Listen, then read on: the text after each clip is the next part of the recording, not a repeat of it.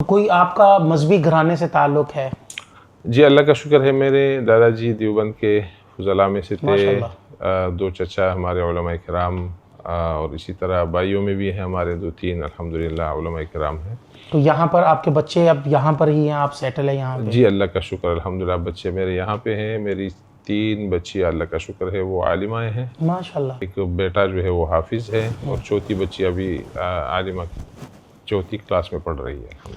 लेकिन मुझे एक बात सवाल यहाँ पे एक मेरे दिल में खटक रहा है कि आप मलेशिया जैसे मुल्क के अंदर आके, कि जिसको कहा जाता है कि यहाँ पर तो इंसान आता है तो उसका रंग रूप बदल जाता है।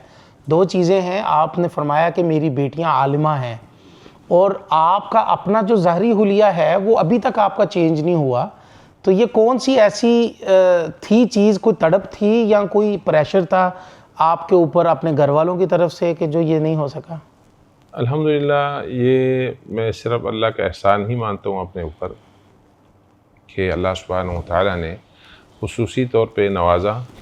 मेरी शादी हुई, पहली शादी मेरी सिख फैमिली में हुई। मेरी जो अच्छा। अहलिया है वो सिख फैमिली से थी, मुसलमान हुई। और अभी माशाल्लाह मैंने कभी उनको ज़बरदस्ती पर्दा नहीं पहनाया, कोई ज़बरदस्ती नहीं की। अल्लाह का शुक्र है अल्हम्दुलिल्लाह, उन्होंने ख़ुद अडॉप्ट किया, जो भी है अल्लाह का करम है। और उन्हीं की क़ुरबानी और मेहनत से हमारी बच्चियाँ जो है, क्योंकि माँ का बहुत बड़ा किरदार होता जी है बिल्कुल ऐसे ही। अल्हम्दुलिल्लाह।